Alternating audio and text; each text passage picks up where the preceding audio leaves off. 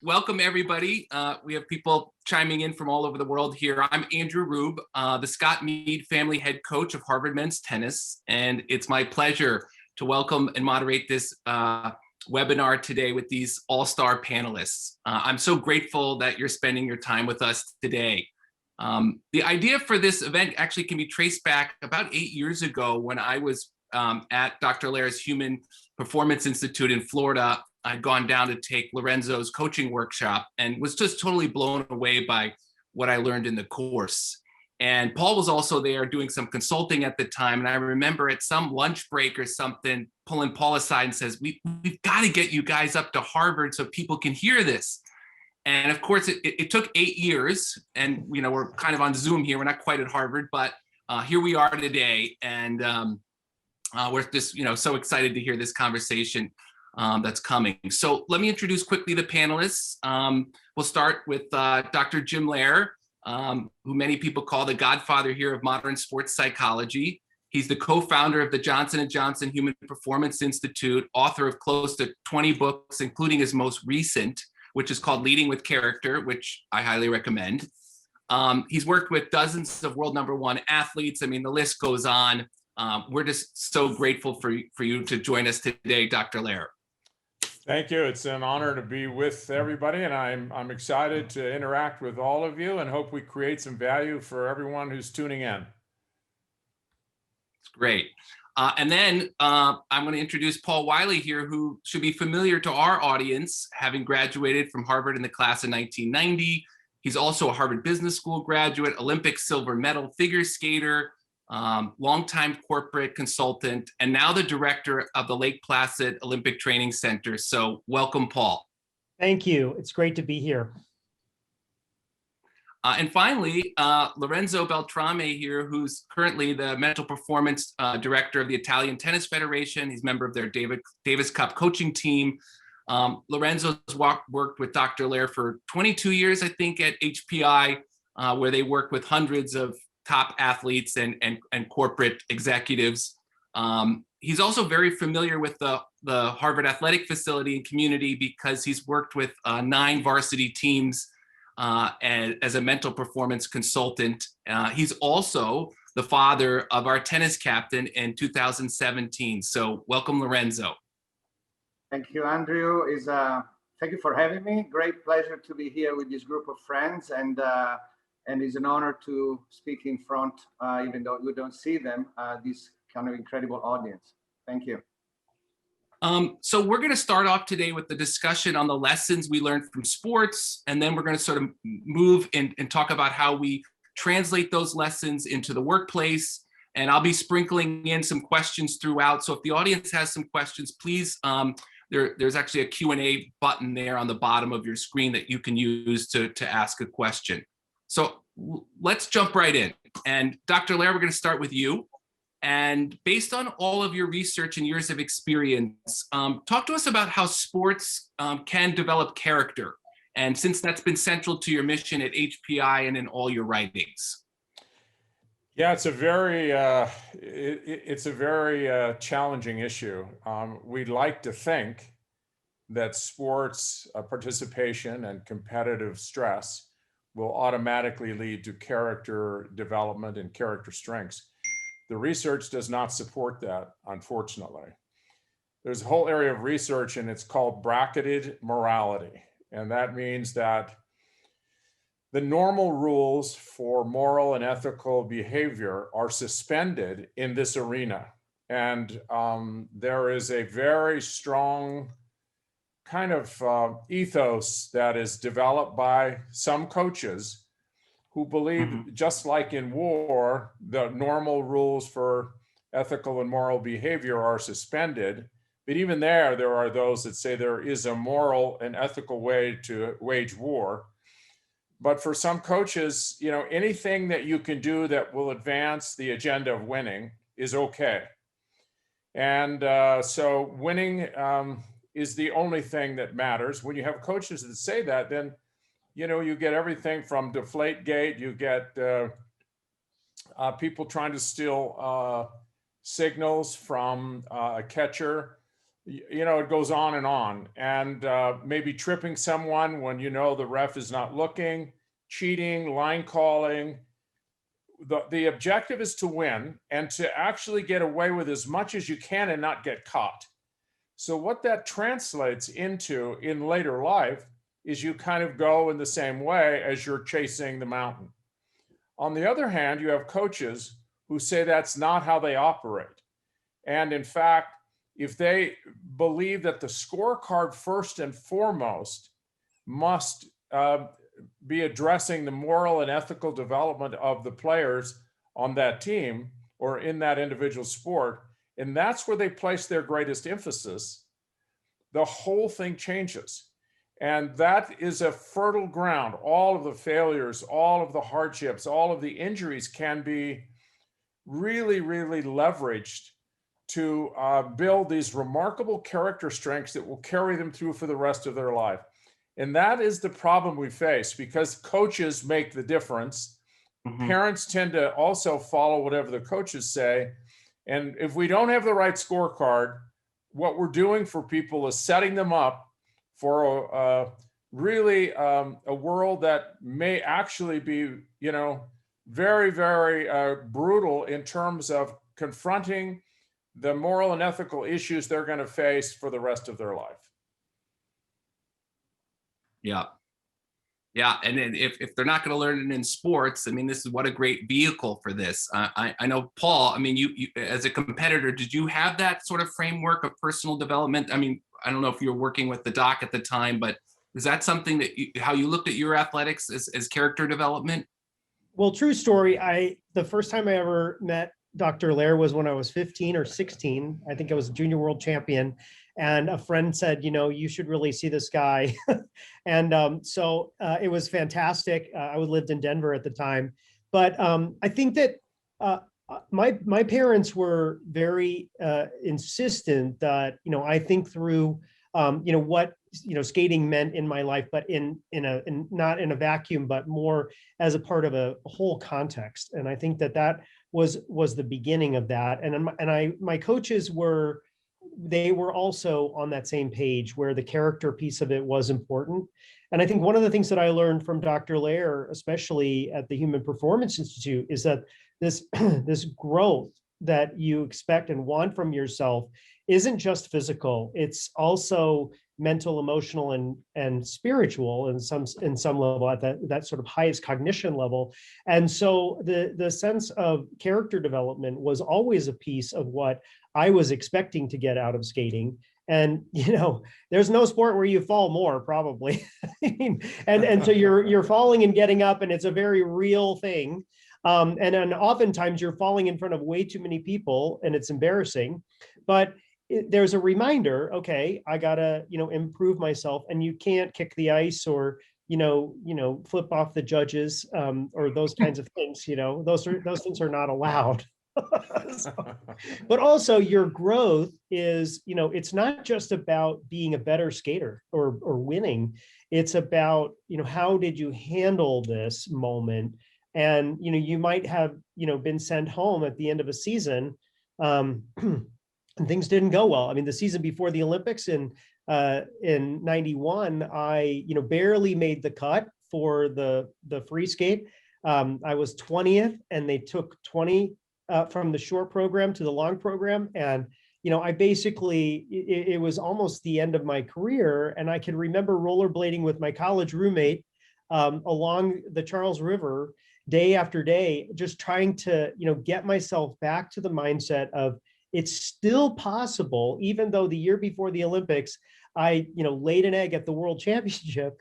It's still possible for me to make the Olympic team, let alone win a medal, And so I think that, and I think that is that grit or whatever, when you have to bounce back from something that you learn from sport that you really can't learn in a lot of other places. So, and I really, that particular moment in my life was very formative and helped me to, kind of get ready for the next step.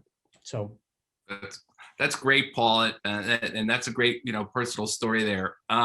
For Lorenzo here, I want to ask you, and I'm going to pull a quote that Dr. Loehr references in his new book. That was from Henry David Thoreau, another Harvard grad here. It says, "You cannot dream yourself into character. You must hammer and forge yourself one." What does the process of forging character look like in sports and the work that you do, or the Harvard athletes you work with? Yes, years ago when I was working with Dr. Loehr, we under his guidance and mentorship, we noticed that building character had to be the mission of competitive sports, and framing the competitive career of an athlete as a vehicle to build yourself in a stronger, more functional person was actually the motivation that had to lead the process. And so because of my background of coaching, I had to find a way that was very, very practical for me to be able to help my athletes follow in that direction. And so I started with observation, the definition of character that Aristotle gives, where basically character is the sum of all the virtues that a individual habitually demonstrates. So there is a physical demonstration of a quality, and is habitual. And so to me, it occurs to me that developing character through sport has to follow pretty much the same way we develop a technical skill. We have to identify the better way to do it, and then we have to do a lot of repetition. And if we can duplicate the best way under all the circumstances, then becomes a habit, and then becomes character. And so to me, basically building character is about every day bringing your best possible attitude to any circumstances that you're dealing with. And attitude to me is basically the base of character. Attitude is the way you act, the way you carry yourself, the way you talk inside your head with your inner voice. It is basically, it can be modulated by willpower. So if I decide to bring a certain type of attitude into a scene, I can do it because it's 100% under my control. And if I can do it over and over in more challenging circumstances, then little by little, I put the basis to build something more permanent that eventually becomes character. And so, to me, when I work with my athletes, the athletes that are at Harvard, among them, we talk quite a bit of the importance of self-awareness, the importance of awareness of the environment in which we will going to compete. And so I ask them, after they identify their values, their beliefs, and they identify their best self in action, I ask them to every day to identify the challenges that they will face in the environment in which they will perform, and the challenges that can affect them mentally, emotionally, and motivationally. And then I ask them to basically script the way they want to act, the way they want to be held by their own inner voice in that circumstance to create the best possible performance. And so to me, building character through sport, it is basically, it is almost building technical skills. Every day you go out there and you try to bring to life your best possible attitude. Some days is easier, some days is almost impossible, but the effort that you put into that space build character strength and eventually build the person that you are. Oh, that's great.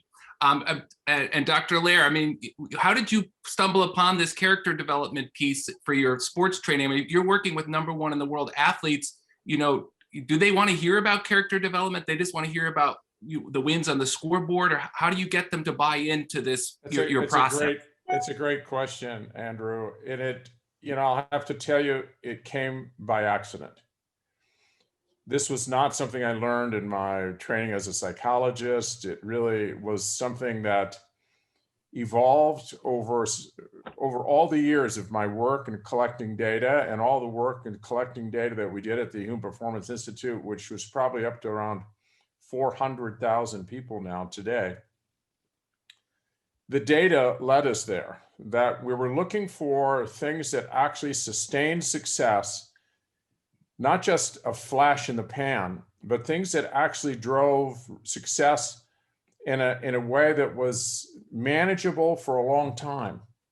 And what the data showed us was that even though these are what we might refer to as soft issues, like honesty and integrity and kindness and compassion and warmth and authenticity and humility, you think, how does that relate to competitive success? The way you treat others has a profound effect on the way you see yourself. I call it the hidden scorecard that I had no clue actually was ongoing, but we had countless people going to the top of the mountain and feeling very empty, feeling like, is this what it's all about? I mean, I thought I was going to be a whole lot happier, feeling more successful, my self-esteem would be solid, and they realized they were only as solid as their last performance, and they became addicted to that process of winning. And if they didn't win, it was a catastrophe. And even if they won, it wasn't long before that had to kick in again, and that's how they proved their value. And then there was another whole group that had a very different feeling about who they were as a human being, and they didn't have to win to feel like a decent human being. And that's because of the way they actually manifested their competitive spirit through other people, their treatment of just about everyone who they were around. In some way, they represented integrity, honesty, strength of character in terms of their interactions with others. And that scorecard is probably the most important. And at the end of your life, you'll see this is the one that actually matters to you most. And what you put on your tombstone, that's probably going to be what you want, are those issues of integrity and honesty and caring and loving and kind and so forth. But we don't teach that as a coach unless you're in an extraordinarily different, category of thinking. But we have people who, like John Wooden, Coach K, Billy Donovan, there are coaches who have figured out how to win with character. I wrote a book, The Only Way to Win. The only way to win and sustain it at the top and feel fulfillment is to win with character and to lose with character, and to use every single element of competitive stress and competitive storms to build the strength that will carry them through the rest of their life. And they will win more with that, and they'll win on the inside, which is really the scorecard that matters. That's just gold right there. Thank you. Paul, when we were talking, sort of prepping for this, you told the story about sort of, this on the same topic of this sort of character piece about when you were sort of interviewed before one of the trials and where you were and what happened. Can you talk us through your sort of story and how it relates to kind of the lessons from character that you've learned? Yeah, I mean, I think what the story you're referring to is, so at the Olympic trials in 1991, which was for the 92 games, and this was after that sort of disastrous world championship performance, I noticed that the New York Times reporter was going to ask me the first question of the press conference. I was there with the other contenders, and I was kind of, okay, well, that's great. And so he said, "Paul Wylie, what are you doing here?" And I don't think it was an existential question, pontificate on the meaning of your life. I think he was asking a rhetorical question, like, what the heck do you think? How do you even deign to show up after the egg you laid at the World Championship last year? And that was the question that a lot of people were asking. And I think that, it comes back to the question that you have to ask yourself: is this only about my results? Is this only about what happened last year, or what could happen in, this weekend or in 5 weeks when I could be at the Olympics?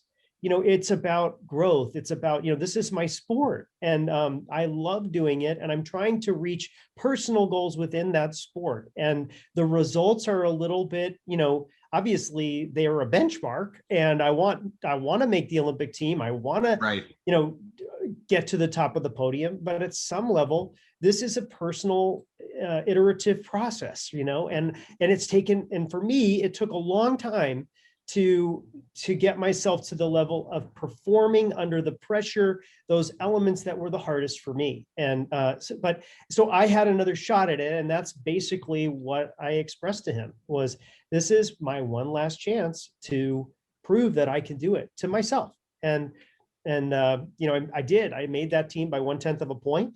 The international committee deliberated for an hour on whether they should send me to Albertville.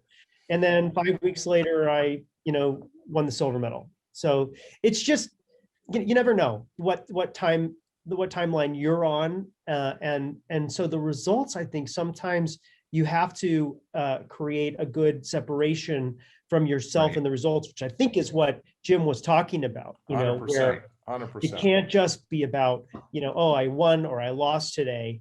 And because if that is the equation for your own self-worth, then you're going to wind up with 20 gold medals and being depressed. Yeah, it's what I say. Not something Who are you becoming as a consequence of the chase? What kind of human being? And I'm guessing that, Paul, you'd have been fine if you hadn't won a silver medal. That was icing on the cake, but skating was a gift to you and added so much depth and dimension to your life. You never would have traded it, regardless of how it all ended up as far as a gold medal or a silver medal. Absolutely. And in fact, after I had the performance at nationals, when I stepped off the ice, before they deliberated, after I saw those marks, I changed into my street clothes and I thought, you know what?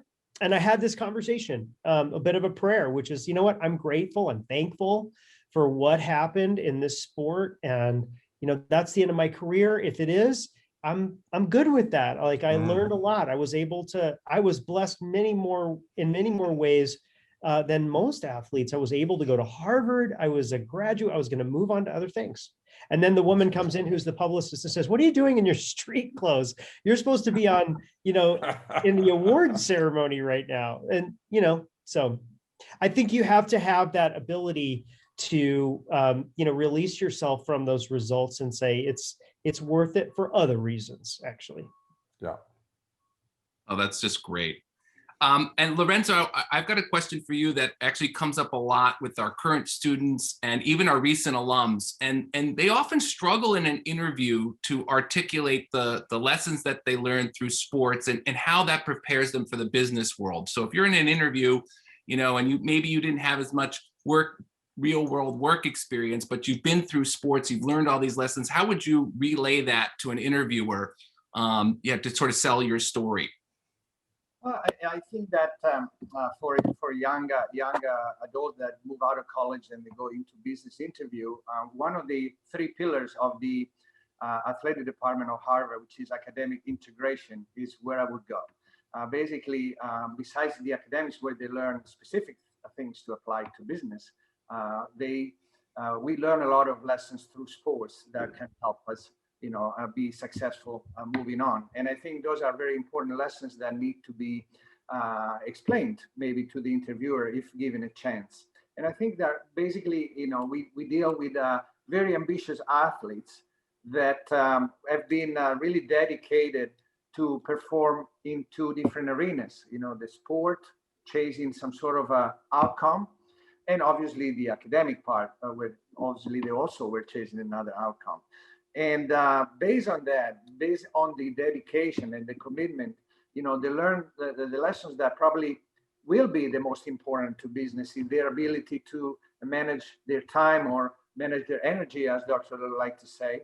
I think the ability to be committed to an outcome, in not at any cost, but for right reasons. So perseverance, resilience, and so on. I think one of the most important lessons that sport teaches, which is not really in the eye of everyone, is the ability to deal with errors and with failures, because athletes were from very young age, they lose in front of a lot of people. And so we are learned that it's okay, that life goes on, and actually we can learn a lot from that and make things better. Also, athletes are very often called from a very young age to problem solve very quickly under pressure. And so that is a quality that I think in business is very, very important. And overall, I think the ability to embrace challenging scenarios and the ability to be comfortable in being out of your comfort zone. I think athletes have to live into that space. And then I think that obviously every single sport has it's been designed a little bit differently from any other Right. sports. So you can learn certain things from individual sport, maybe other things from team sports. There are sports that they are more error unforgiving. I'm thinking of shooting, archery, or maybe even golf, where if you make a mistake on Thursday, you still count on Sunday.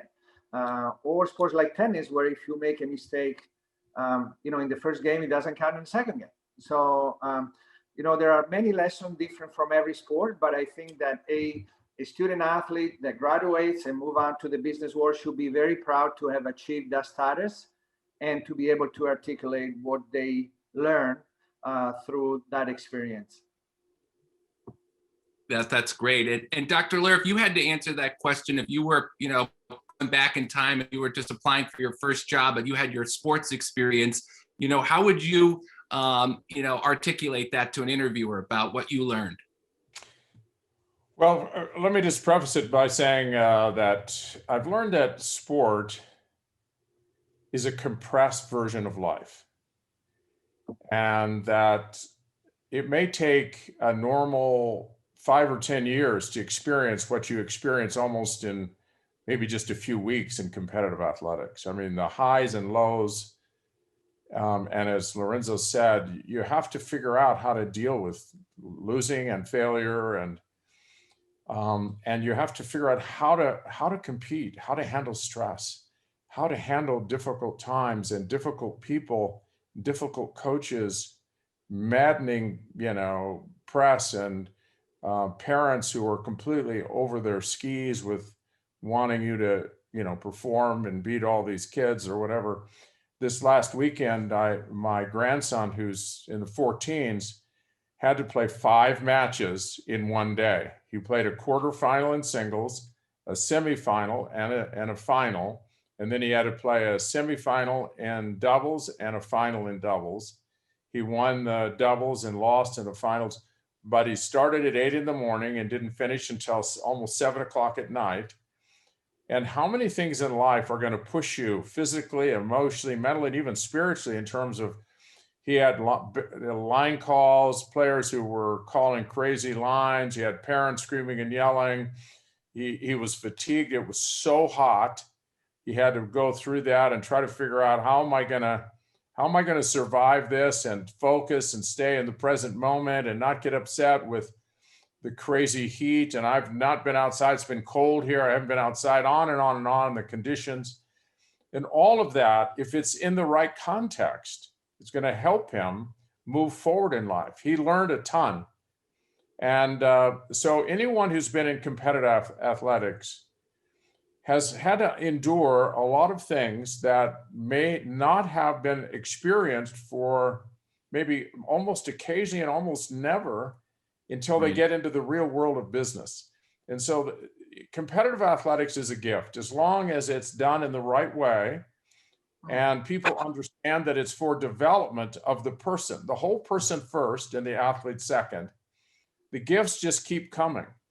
And I'm really excited about the opportunities that I had. And I started in baseball and went into basketball. I played a lot of basketball and played some collegiately, and then played tennis. And I mean, all the lessons that I learned were absolutely some of the most important lessons I learned as a human being.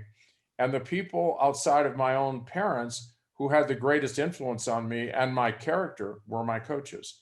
And I still look back at the people who gave me that opportunity and taught me how to control my emotions, how to reach inside myself and find confidence and self-belief. And those were those brilliant coaches I will never forget. I remember. Yeah, we all have it. Go ahead. It hit me once. I was sent by the Human Performance Institute to a leadership program in New York City once. And in one of the breakout rooms of this course, some of the executives that were present, they were discussing dealing with failures and mistakes. And, many of them were proudly saying that when they make mistakes or they do something like they were able to deal with them and come back strong after a period of time, like a couple of weeks later, they felt really good about it, and strong again and ready to go. And and I was listening to all this, and then when my turn to speak, and I said, look, I coach kids that are probably as young as 12 years old, and when they make mistakes in front of everyone, and an audience that costs, they basically have 10 seconds to recover, and that's what I think makes a big difference. It's the speed of recovering from failure for an athlete, even the risk taking that can come along with the understanding that failure is temporary, is an incredible lesson that I feel like you can learn when you're 12, 14, like Dr. Loehr's nephew, grandson, right? Right. At a very, very early age, and get translated into a good business practice. Yes, and I think that having the growth mindset versus that sort of fixed mindset that where that it's not necessarily today is not the end of something, and where you also know that when you do push yourself against that limit, that you were able to come up with more than you thought, and that it expanded your capacity in the future. And I think that those are the kinds of things that any employer is going to be looking for.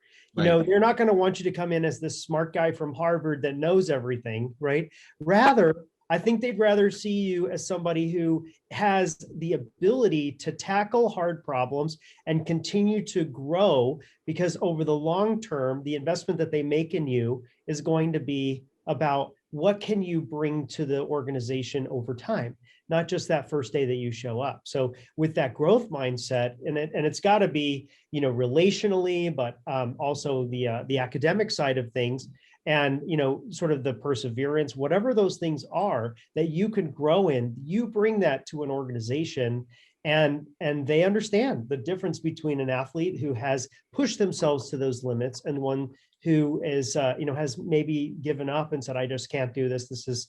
It's too hard. I give up. And I don't think that any athlete that's reached a certain level has, at least they've experienced that push and that growth at some point. And I think that's very valuable to any institution. There's or I was just going to say, or go ahead, Andrew. No, go, Jim. That's great. I was just going to say there's a to give you some idea of how powerful society is in really embedding a value system inside our heads in terms of external achievement. There was a physician by the name of Goldman who presented a dilemma over 10 years to aspiring Olympians, the best that he could find. And he repeated this, as I said, for almost a decade. And here was the dilemma. It's an interesting dilemma, and for everyone listening. So if you're an Olympian, he said, here is the situation. If I had a pill that I could give you that would ensure you would never lose again, all of your Olympic dreams would come true. You would be the superstar that you have always dreamed of being. The only problem with that is it is cheating. It is cheating, but I can assure you absolutely 100% you will not get caught. Every dream that you have as an Olympian will be fulfilled, and you're going to do it with a little bit of a shortcut by taking an illegal drug, but you will not get caught. There is one downside, however, that you have to consider, and that is that you will die from taking that drug in 5 years. So all of your dreams will come true. It is cheating, but you will die in 5 years from taking the drug. And every single year he did it, he had over half, 51% or more, said they would take that deal. And that gives you some idea of the power of society in driving that. As human beings, our success is tied, who we are and the value we have on planet Earth is tied to achievement. And without that, there isn't a whole lot. And for me, that was one of the most powerful examples of the conditioning that can take place inside these young men and women who believe that's the essence of everything in life, is really winning at all costs, even if it means the loss of their life in 5 years. I think that also brings to life the fact that these athletes have the optimism that they have 5 years for someone to find the antidote to that drug. Good luck. Well, or to figure out how to trace it. That's right. That's right. But Yeah. it does, it is an indication, right, of that sort of results are everything, everything else. I mean, I can't even imagine being able to live with myself if I thought, and I would think how tainted that gold medal would have been, you know, if I had had to cheat in order to get it. And so, I don't know, I guess that's something that I was brought up with. And but I think if you're brought up with the opposite, which is, so. you know, you get out there and I'm going to shame you until you win everything. And if you don't win, I'm going to, you know, shame you even more. And so there's the responsibility of a coach and a parent and really the environment. And there were some questions in the Q&A about the team environment and the individual athlete environment. And, you know, being an individual athlete, I have been on teams and I've been on Stars on Ice, which I really enjoyed. And that was a team also. But I think that when you're on a team, there's a culture. You know, if you're in a rink, there, if you're in a house or you know, a family, there's a culture. And if the culture that's taught to you and that's passed down to you is a very powerful one, and it's one that says, you know, win at all costs, then I think it's very much incumbent upon you as a person to reverse that for yourself and try to find people that can help you to, you know, get in the direction, because otherwise I think it's leading to the potential for a lot of unhappiness, to be honest. So Right. the culture is created by the coach and by the parent. And sometimes those cultures are extremely detrimental to character development and long-term health and happiness. I mean, it's just, and it's because of the distortion that they have in their mindset about what really matters in life and how you make success of yourself in life. And whether it's the tiger mom or the tiger dad, there's only one way to show that you are someone. And that is not just in sport. There are also cultures in business that actually will have a very similar kind of competitive, and they're looking for people who are obsessed by winning. And in fact, whatever fudging you have to do or whatever, you know, kind of lines you have to cross, we're about winning here. And you go in there, and if you have a very different kind of mindset about what's right and wrong, you are going to be at odds with that culture. And the chance of you changing that culture will probably not occur. Right. And so you're going to have to make a decision as to whether you're going to go and try to find a home for yourself that's more aligned with your deepest purpose, your values, your mindset, and what you believe are the most important elements of a human being, most importantly for you. And so that's what sport will help you understand, when you can get to the point and you actually can see what really is going on here on this team or on this company leadership squad that you have there. It's basically the same thing. And there's no way that I can imagine Paul now, with all that he understands, is going to be seduced into a culture that, because he's gotten way down that line and he has developed all kinds of assets that help him to steer the ship in the direction he knows is right for him and his family. Right. Right. And I think that those questions are best asked probably in the interview or in the research process. And you have to listen to what people say about a place and, you know, think about, you know, who you really, you know, I think that you have to be honest with yourself and say, the culture, it's pretty strong and maybe stronger than me. I'm not going to be able to change that.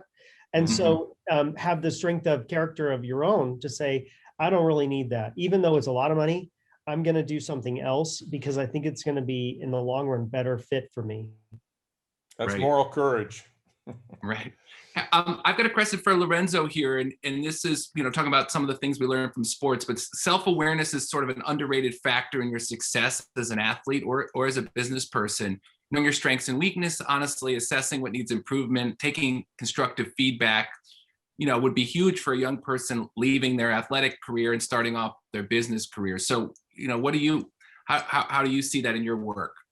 Oh, I think self-awareness is one of the muscles that you develop the most by being a competitive athlete. I think that because of the exposure to success and failure, winning and losses, you are also exposed to the temptation of doing the wrong thing. And you get to learn, how strong your character is by your reply to it, by the way you answer to the challenges that the environment throws at you. And so if you see yourself, as sometimes you are not completely equipped to be the person that you want to be in certain situations, you become very aware very early on of your shortcomings. And if you desire to become a stronger person, both in the area of performance and the moral and social areas, then you have very strong tools to face the truth very early on. And based on your motivation to grow into the person that you want to become, then self-awareness does the trick. So I feel that is one of the biggest benefits sports gives you, because you become very, very aware very early on about the way you respond to challenges, hostile environment, and unreasonable people. And so you become much more aware of your strengths and weaknesses very early on. One of the things that I really found valuable, and Lorenzo and Paul know about this, but in both the business world as well as in the world of sport, we're trying, in a sense, to get home. We're trying to figure out in our lives, and getting home has different meanings for everyone, but certainly getting home morally and ethically, when you really look at how you want to live your life and the legacy you want to leave behind. And we're all navigating in life. We're all trying to figure out, how do I get from where I am to where I want to be before I have no more time left? So, we use this analogy. Let's say you're getting in your car and you're going to go to a particular place, and you're going to use your nav system. The first thing you have to have before you can have any chance of getting there, you have to know exactly what the location is. You have to put not just kind of what the location is, you have to have precision in loading in to that navigational system exactly where you want to end up. And that's really your purpose. That is, in fact, what you believe is really what your life is all about. And to get there, you have to know exactly what that is. And that's going to include things like what your rules of engagement, who you want to be, how do you want to be remembered, what are the most important values, core beliefs. That's your destination. And then, as Lorenzo said, then we have to really kind of look at, where are we now? So the first is purpose. Truth then has to be, your car cannot get you there if the navigational system cannot figure out where you are now. With no fuzziness or haziness, you have to face the truth about your current location, as difficult or embarrassing as it might be. And so this is where I am now, and this is where I want to go. This is who I want to be. And now I have to figure out how to do that. And so it's purpose, truth, and then action. And then every day I have to make some kind of investment that will help me close the gap between where I am now and who I am now and where I want to be at the end of my life. And that navigational system will be operating every single day. And the key is awareness, as Lorenzo said, awareness that I'm either moving toward or against, I'm either aligned with or not aligned with what I say is most important to me.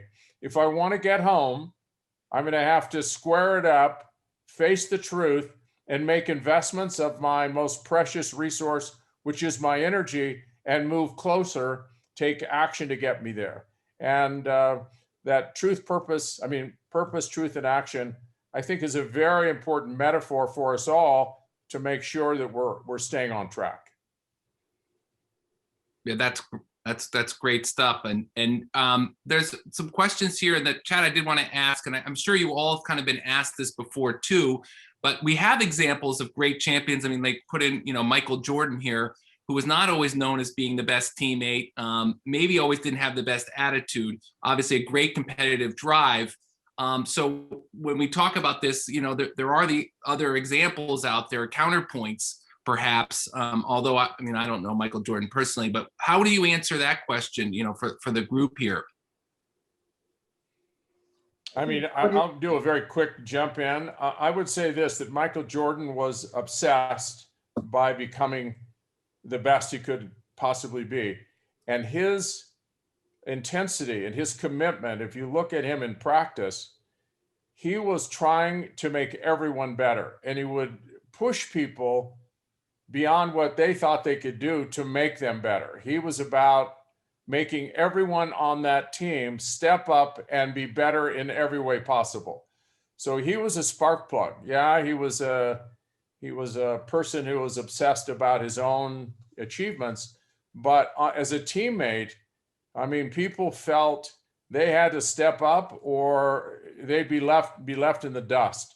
He inspired everyone to reach deeper inside themselves, and he did it by example. He worked harder than anyone else to show what could be possible, and most importantly, in practice. So I think he really was an inspirational team player in the sense that, boy, he was not going to let you stay where you are. He would make you better. He was going to help inspire you to be more than you ever thought you could become.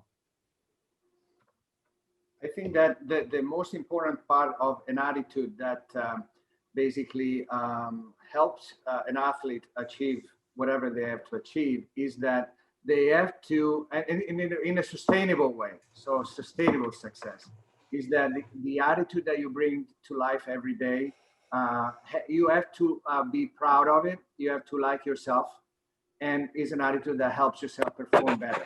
So if it only helps perform better, but at the end you don't like yourself and you're not proud of it, it's unsustainable, because sooner or later you will not want to continue investing energy in that direction. And obviously, if you like yourself a lot, but you don't perform well, someone else will pull the plug. So you have to have where it begins is right here, right? It begins with the self-talk, with your private voice that you are with, that is with you every single day. And you are essentially your best coach or your worst coach, right? And so think about it, when you're having something that is going awry, is it, stupid, and how do you, mitigate that shame in your own brain? How do you start over and say, you know what, mistakes happen, this is going to be okay, take a deep breath, let's find a solution. And I think that if you have been in an environment where there's a lot of that shaming going on and that yelling and screaming and you did it wrong, you're going to have to work maybe a little harder and work with people to help you to encourage yourself to do the right thing over and over and to keep in the game. I think, most important is that you just keep swinging at the bat, because Right. Things take a long time, especially, if they're hard. The harder they are, the more iterations it takes in order to achieve the outcome you're looking for. Great. One question we had that was sent in earlier, and it talks about how just what we've been saying here, that sports has a way of exposing your true self in competition. In business, it asks, should you try to hide your faults and weaknesses to look, the part as a CEO or, sort of an executive or leader? How did you sort of take this same attitude of development into your business life? Doc, you want to start? I'm happy to go, or you can I go. just had a quick comment. I think that, to me, a great trait of leadership is also be able to be vulnerable and know when you are not as strong as you would like to be. Maybe you can surround yourself with people that have those strengths that you don't have. So to me, leadership is also creating a good team around you that basically complement your strengths and weaknesses while you kind of continue working on your own strengths. So to me, try to be day in and day out and pretend that you are someone that you are not, I don't think is a great way to sustain a long, successful career. It takes a lot of energy to be a faker. I do think that it is difficult to, and maybe it's the hardest thing in a setting like that, to say, you know what, I made a mistake. I remember, was it the Fonzie who couldn't say he was wrong, and it was a character weakness at the end of the day. You guys don't remember Fonzie. It was Happy Days. It was a show from way back when. Anyway, but I think it is important to be able to admit that we all make mistakes, and but in a setting such as business, I think you have to be very judicious about it, and especially if it's a public company and those kinds of things. I mean, I think that it's more in the interpersonal aspect of it, where I think that people, when they are somewhat vulnerable, without being this sort of 10 feet tall and bulletproof thing that is unattainable, I think that it enables them to have more good relationships with the people that are around them, and that becomes more supportive, and they become more successful over time. I was very fortunate to have an opportunity to step into the culture of the Blue Angels, and George Dom, Commander Dom, I asked him, when you're recruiting people to be a Blue Angel, which is probably one of the highest compliments you will ever have as a pilot, what are you looking for? And I assumed that he would say competency as the number one criteria. And I was really quite, although this aligned itself perfectly with the research that we had done. And he said humility. Humility is number one, because arrogance is what gets pilots killed. And this talk about a team sport where literally inches separate, death from, having an opportunity to fly again. Competency was number two. And so you have to have this extraordinary competence, and it's really balancing confidence with humility. If you don't have enough confidence, you get insecurity, and that also is a catastrophe. But in leaders in business, if you have someone who has this arrogance kind of quality about them, it's very hard for you to ever feel secure. And actually, it's a major issue in your ability to connect with them, because they give the impression that they are often the only one who gets it right. And if there is a problem, it's always relegated. The problems go downhill to some subordinate who actually screwed up. It's rarely them. But when you're around someone who's always saying, I'd love to hear more about that. I'm not sure I understand that completely.